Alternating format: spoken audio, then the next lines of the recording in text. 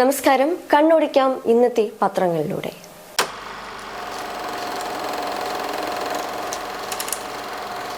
ഇന്നത്തെ ഒട്ടുമിക്ക എല്ലാ പത്രങ്ങളിലും ഒന്നാം പേജിൽ തന്നെ ഉൾപ്പെട്ടിരിക്കുന്ന വാർത്ത സ്വാഭാവികമായും വയനാട് ദുരന്തത്തെ സംബന്ധിച്ചാണ്. തിരച്ചിൽ ഇന്നേക്ക് 5-ാം ദിവസവും നീളുമ്പോഴും മരണപ്പെട്ടവരുടെ വിവരങ്ങളും ഇനി രക്ഷപ്പെടാനുള്ളവരുടെ വിവരങ്ങളെല്ലാം അടങ്ങിയിട്ടുള്ള ഒരു വാർത്തയാണ് മിക്ക പത്രങ്ങളും ഇടം പിടിച്ചിട്ടുള്ളത്. രണ്ടാമത്തെ പ്രധാനപ്പെട്ട വാർത്തയായി ഇന്നത്തെ പത്രങ്ങളിൽ വന്നിട്ടുള്ളത് നീറ്റ് പരീക്ഷാ നടത്തിപ്പിലുണ്ടായ വീഴ്ചകൾ ഇനി ആവർത്തിക്കരുതെന്നുള്ള കോടതിയുടെ മുന്നറിയിപ്പാണ്. അതായത് കേന്ദ്രത്തിനും ദേശീയ പരീക്ഷാ ഏജൻസിക്കുമാണ് പരമോന്നത കോടതി മുന്നറിയിപ്പ് നൽകിയിട്ടുള്ളത്. ആ വാർത്തയാണ് രണ്ടാമത് പ്രധാനമായി എല്ലാ പത്രങ്ങളിലും ഉൾപ്പെട്ടിരിക്കുന്നത്. ഈ പ്രധാന വാർത്തകളോടൊപ്പം തന്നെ മറ്റുള്ള വാർത്തകളെയെല്ലാം വ്യത്യസ്തമായ രീതിയിലാണ് ഓരോ പത്രങ്ങളും സമീപിച്ചിരിക്കുന്നത്. നോക്കാം വിശദമായി. ആദ്യം തന്നെ നമുക്ക് മലയാള മനോരമ പരിശോധിച്ചാൽ മരണമേ മതി എന്നുള്ള തലക്കെട്ടോടുകൂടി മുണ്ടയ്ക്ക നിവാസിയായ സഹദേവൻ തകർന്ന തന്റെ വീട്ടിൽ നിന്ന് കിട്ടിയ രേഖകളും ഫോട്ടോകളും പരിശോധിക്കുന്ന ഒരു കരളലിയിക്കുന്ന ഒരു ചിത്രമാണ് മലയാള മനോരമ ആദ്യത്തെ പേജിൽ തന്നെ നൽകിയിട്ടുള്ളത്. കൂടാതെ ചേർത്ത് പിടിക്കാം നമുക്കും എന്നുള്ള തലക്കെട്ടോടുകൂടി സ്റ്റാൻഡ് വിത്ത് വയനാട് എന്ന ഹാഷ്ടാഗ് ഉൾപ്പെടുത്തിയിട്ടുള്ള ഒരു സെന്റൻസ് അവിടെ നൽകിയിട്ടുണ്ട്. കൂടാതെ ഒരു സൈനികൻ ഒരു കുരുന്നിനെ മാറോട് ചേർത്തണച്ചിട്ടുള്ള ഒരു ചിത്രവും അവിടെ നൽകിയിട്ടുണ്ട്. ചുരൽമല അട്ടമല കാട്ടിലെ കുടിലിൽ നിന്ന് രക്ഷപ്പെടുത്തിയ കുഞ്ഞിനെ മാറോട് ചേർത്ത് forest beat officer Anoop Thomas. അതിൻ്റെ ചിത്രമാണ് മനോരമയിൽ ഉൾപ്പെടുത്തിയിട്ടുള്ളത്. ഇനി മനോരമയുടെ ഉൾപേജുകൾ നമുക്ക് പരിശോധിച്ചാൽ ഉള്ളിലാണ്ട് ജീവിതങ്ങൾ എന്ന തലക്കെട്ടോടുകൂടെ ഉരുളിന്റെ പ്രഭവ കേന്ദ്രം, അതായത് ഈ ഉരുൾപൊട്ടി വന്നതു മുതൽ ഈ ഉരുൾപൊട്ടി വന്ന സഞ്ചാരപാത അതിന്റെ പ്രഭവ കേന്ദ്രം മുതൽ ഓരോ പോയിന്റും വ്യക്തമായി വിശദീകരിച്ചിട്ടുണ്ട്. അതായത് 1 മുതൽ 13 വരെയാണ് ചിത്രീകരണങ്ങൾ നൽകിയിട്ടുള്ളത്. ഇനിയും തളർക്കും പ്രതീക്ഷകൾ, അതായത് ഏറ്റവും അവസാനം ശേഷിച്ചത് ആൽ മാത്രമാണ്. ഉരുൾപൊട്ടലിൽ എല്ലാം നഷ്ടപ്പെട്ടെങ്കിലും എല്ലാം നശിച്ചു പോയെങ്കിലും പ്രതീക്ഷ മാത്രം കൈവിടുന്നില്ല എന്ന് നമുക്ക് ഇതിൽ നിന്ന് മനസ്സിലാക്കാൻ സാധിക്കും.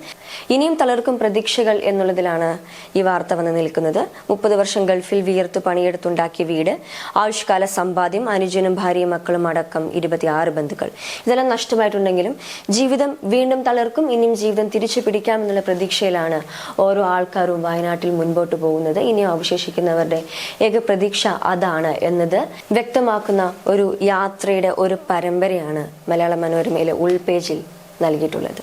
മറ്റൊരു വ്യത്യസ്തമായ വാർത്ത മനോരമയുടെ ഉൾപേജിൽ 9-ാമത്തെ പേജിൽ നൽകിയിട്ടുള്ളത് വാഹനാപകടത്തിൽ ഗുരുതര പരിക്കേൽക്കുന്നവർക്ക് 1.5 ലക്ഷത്തിന്റെ സൗജന്യ ചികിത്സ എന്നുള്ള വാർത്തയാണ്.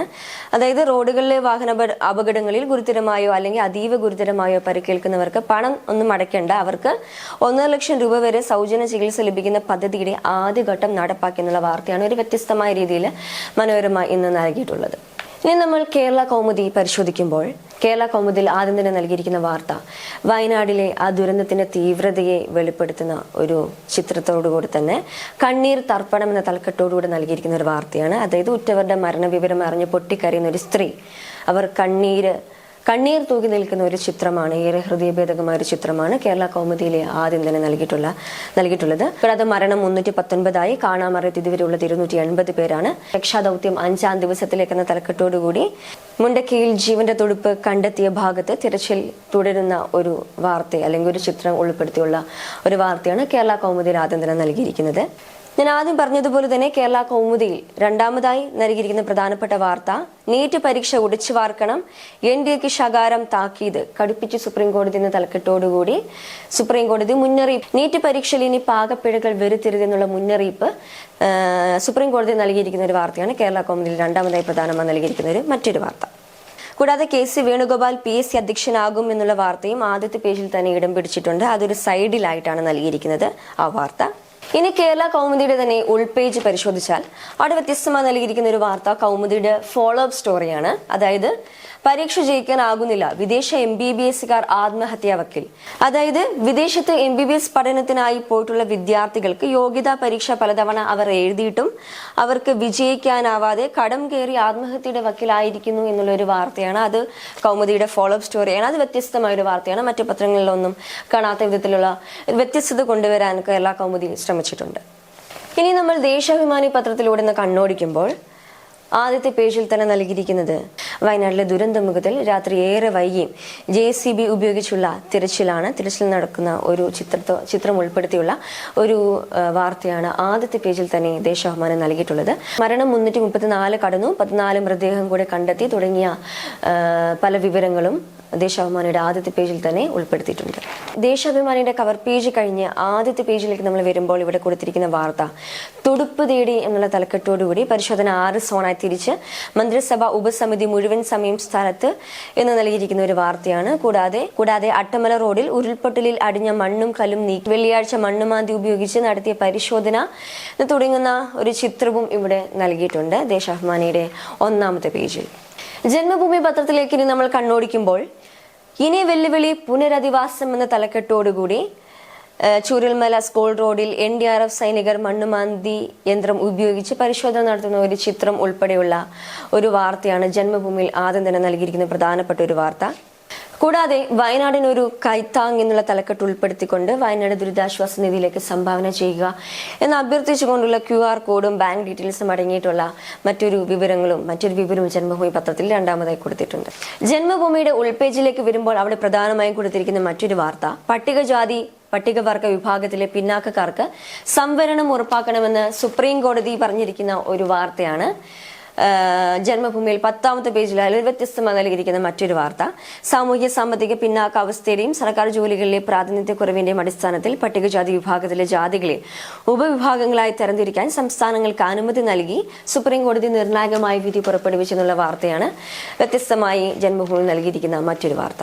ഇനി ദീപിക പത്രം പരിശോധിക്കുമ്പോൾ ദീപിക പത്രത്തിൽ ആദ്യം തന്നെ കൊടുത്തിരിക്കുന്നത് ഒരു ചിത്രമാണ്. വാണിയമ്പുഴ വനത്തിൽ നിന്ന് കണ്ടെത്തിയ മൃതദേഹം ചങ്ങാടത്തിൽ ചാലിയാലിലൂടെ ഇക്കരയ്ക്ക് എത്തിക്കുന്ന ഒരു ചിത്രമടങ്ങിയ ഒരു വാർത്തയാണ്. അതായത് മടുപ്പില്ലാതെ തലക്കെട്ടോടുകൂടെ ആ ചിത്രത്തോട് അനുയോജ്യമായ തലക്കെട്ട് തന്നെയാണ് നൽകിയിട്ടുള്ളത്. മടുപ്പില്ലാതെ തന്നെ രാവന്തിയോളം ജീവനുകൾക്കായി ഇനിയും തുടിക്കുന്ന ജീവനുകൾക്കായി രാവന്തിയോളം കഷ്ടപ്പെടുന്ന പ്രവർത്തകരുടെയും സന്നദ്ധ പ്രവർത്തകരുടെയും മറ്റ് NDRF സംഘങ്ങളുടെയും എല്ലാം ഒരു ചിത്രം അടങ്ങിയിട്ടുള്ള ഒരു വാർത്തയാണ് ദീപികയിൽ ആദ്യം നൽകിയിട്ടുള്ളത്. ദീപികയുടെ ഉൾപേജിൽ അതായത് 9ാമത്തെ പൊതുവിശേഷം പേജിൽ നൽകപ്പെട്ടിരിക്കുന്ന ഒരു വാർത്ത വ്യത്യസ്തമാണ്. മണിപ്പൂരിൽ സമാധാന ശ്രമങ്ങൾ ഊർജിതമെന്ന തലക്കെട്ടോടുള്ള ഒരു വാർത്തയാണ്. മണിപ്പൂരിൽ ഉടലെടുത്തിരുന്ന കലാപത്തെ സംബന്ധിച്ചുള്ള ഒരു വാർത്തയാണ് ദീപിക പത്രത്തിൽ നൽകിയിട്ടുള്ളത്. വ്യത്യസ്തമായി അതായത് സമാധാനം പുനഃസ്ഥാപിക്കുന്നതിന് ഊർജിത ശ്രമങ്ങൾ അവിടെ നടക്കുന്നു എന്നുള്ളതാണ്. പരസ്പരം ആക്രമിക്കുന്നത് അവസാനിപ്പിക്കണമെന്ന് മെയ്തേ ഹമർ സമുദായങ്ങൾ കൂടി ആലോചിച്ച് അല്ലെങ്കിൽ അവർ അങ്ങനെ ഒരു തീരുമാനത്തിലേക്ക് എത്തിയിരിക്കുന്നു എന്നുള്ളൊരു വാർത്തയാണ്. അല്ലെങ്കിൽ അതിനുള്ള ശ്രമങ്ങൾ ഇപ്പോഴും ഊർജിതമാക്കുകയാണെന്നുള്ള വാർത്തയാണ്. അങ്ങനെയുള്ള ഒരു വാർത്തയാണ് ദീപിക പത്രത്തിൽ വ്യത്യസ്തമായി നൽകിയിരിക്കുന്ന മറ്റൊരു വാർത്ത. ഈ വാർത്ത മറ്റുള്ള പത്രങ്ങളൊന്നും കാണുന്നില്ല എന്നുള്ളതും ഏറെ ശ്രദ്ധേയമാണ്. ഇനി നമ്മൾ മാധ്യമം പത്രം പരിശോധിക്കുമ്പോൾ നാടിൻ നെഞ്ചിൽ എന്ന തലക്കെട്ടോടുകൂടി മഹാദുരന്തം അതിജീവിക്കാൻ ഇരകളെ ചേർത്ത് പിടിച്ച വീണ്ടും കേരളം എന്ന് തുടങ്ങുന്ന ഒരു വാർത്തയാണ്. കൂടാതെ കഴിഞ്ഞ ദിവസം ദുരന്തഭൂമിയിൽ ഒറ്റപ്പെട്ടു പോയ ആദിവാസി കുടുംബത്തെ വനംവകുപ്പ് ഉദ്യോഗസ്ഥർ അതിസാഹസികമായി രക്ഷിച്ച് പുറത്തെടുത്തിരുന്നു. അതിൽ ഒരു കുഞ്ഞിനെ നെഞ്ചോട് ചേർത്ത് നിൽക്കുന്ന വനപാലകന്റെ ചിത്രം ഏറെ പ്രചരിക്കുകയുണ്ടായി. ആ ചിത്രമാണ് ഇവിടെ നൽകിയിരിക്കുന്നത്. ഏറെ ഹൃദയഭേദകമായ കരളലിയിപ്പിക്കുന്ന ഒരു കാഴ്ചയാണ് മാധ്യമം പത്രം ശ്രദ്ധേയമായി നൽകാൻ ശ്രമിച്ചിട്ടുള്ളത്. കൂടാതെ മാധ്യമ പത്രത്തിന്റെ ഒരു സൈഡിലായി തന്നെ ഉരുൾ ദുരന്തം മരണം 320 കവിഞ്ഞു തുടങ്ങിയ പല വിശദാംശങ്ങളും മാധ്യമം പത്രം നൽകാൻ ശ്രമിച്ചിട്ടുണ്ട് എന്നുള്ളത് ഏറെ ശ്രദ്ധേയമാണ്. മാധ്യമം പത്രത്തിന്റെ കവർ പേജിൽ നിന്നും 1ാമത്തെ പേജിലേക്ക് നമ്മൾ വരുമ്പോൾ അവിടെ ആദ്യം കാണുന്ന ഒരു ചിത്രം ഇതാണ്. ഫാമിന് സമീപം ഇരുട്ടുകുത്തി കടവിൽ മൃതദേഹവുമായി വരുന്ന രക്ഷാപ്രവർത്തകരുടെ ഒരു ചിത്രമാണ്. ഈ ഒരു ചിത്രത്തിന് ധാരാളമാണ്. വയനാട് ദുരന്തത്തിന്റെ തീവ്രത എന്തുമാത്രമെന്ന് വെളിപ്പെടുത്തുന്ന ഒരു ചിത്രമാണ്. കൂടാതെ സന്നദ്ധ പ്രവർത്തകർ എന്തുമാത്രം ആത്മസമർപ്പണത്തോടുകൂടി സജീവമായി പ്രവർത്തിക്കുന്ന ഒരു ചിത്രമാണ് ഇവിടെ നൽകിയിട്ടുള്ളത്. ഇനി മാധ്യമം പത്രത്തിന്റെ ഉൾപേജ് പരിശോധിച്ചാൽ 5ാമത്തെ പേജിൽ നൽകിയിരിക്കുന്ന ഒരു വാർത്ത ശിരൂർ ദൗത്യം വിജയിപ്പിക്കുക അസാധ്യമെന്ന റിപ്പോർട്ട് എന്നുള്ള തലക്കെട്ടോടുകൂടെ നൽകിയിരിക്കുന്ന ഒരു വാർത്തയാണ്. മറ്റുള്ള പത്രങ്ങളിലൊന്നും ഈ വാർത്ത ഉൾപ്പെട്ടിട്ടില്ല. മാത്രമല്ല ഏറെ പ്രധാനപ്പെട്ട ഒരു വാർത്തയാണ്. ഈ വയനാട് ദുരന്തം സംഭവിച്ചപ്പോൾ ആ ഒരു വാർത്തയിൽ ഈ വാർത്ത നമ്മൾ ഏറെ ശ്രദ്ധേയമാക്കിയിട്ടില്ല, അല്ലെങ്കിൽ ഏറെ നമ്മൾ ചർച്ചയാക്കിയിട്ടില്ല എന്നുള്ളത് വാസ്തവമാണ്. അപ്പം മാധ്യമം പേജിൽ നൽകിയിട്ടുള്ള ഒരു വാർത്ത എന്ന് നമുക്ക് നോക്കാം. അതായത് കർണാടകം കൈയൊഴിഞ്ഞ ശിരൂർ ദൗത്യത്തിൽ നിന്ന് കേരളവും പിന്മാറുന്നു എന്നുള്ള ഏറെ സങ്കടകരമായ ഒരു വാർത്തയാണ് ഇവിടെ നൽകിയിട്ടുള്ളത്. ശിരൂർ സന്ദർശിച്ച കേരള കാർഷിക സർവകലാശാലയുടെ സാങ്കേതിക വിഭാഗം ദൗത്യം വിജയിപ്പിക്കാനാവില്ല എന്ന് സൂചിപ്പിക്കുന്ന റിപ്പോർട്ട് ദുരന്ത നിവാരണ സമിതി അധ്യക്ഷൻ കൂടിയായ കളക്ടർക്ക് വ്യാഴാഴ്ച കൈമാറിയെന്നുള്ള ഏറെ ഹൃദയഭേദകമായി ഏറെ വേദനിപ്പിക്കുന്ന ഒരു വാർത്തയാണ് ഇവിടെ നൽകിയിട്ടുള്ളത്. ഇനി നമ്മൾ മാതൃഭൂമി പത്രം പരിശോധിക്കുമ്പോൾ അവിടെ ആദ്യമായി നമ്മുടെ കണ്ണുടുക്കുന്ന ഒരു ചിത്രത്തിലേക്കാണ് പ്രേ ഫോർ വയനാട് എന്നാണ് കൊടുത്തിരിക്കുന്നത്. ഒഡീഷയിൽ നിന്നുള്ള സുദർശൻ പട്നായിക് എന്നുള്ള കലാകാരൻ ഉരുൾപൊട്ടലിൽ സർവ്വം നശിച്ച വയനാട് മുണ്ടക്കയിലെ ജനങ്ങൾക്ക് പ്രണാമം അർപ്പിച്ചുകൊണ്ട് മണലിൽ ശില്പം തീർക്കുന്ന ഒരു ചിത്രമാണ് ആദ്യം തന്നെ നൽകിയിരിക്കുന്നത്. വ്യത്യസ്തമായ രീതിയിലുള്ള ഒരു വാർത്ത കൊടുക്കാൻ മാതൃഭൂമി ശ്രമിച്ചിട്ടുണ്ട് എന്നുള്ളത് ഏറെ ശ്രദ്ധേയമാണ്. ആദ്യത്തെ പേജിൽ മറ്റൊരു വാർത്ത നമുക്ക് കാണാൻ സാധിക്കില്ല. പ്രധാനമായും വയനാട്ടിലെ ദുരന്തബാധിത മേഖലയെ പറ്റിയുള്ള വാർത്തയാണ് മാതൃഭൂമി നൽകിയിരിക്കുന്നത്. മറ്റു വാർത്തകളും വിശേഷങ്ങളുമായി വീണ്ടും അടുത്ത ദിവസം കാണാം.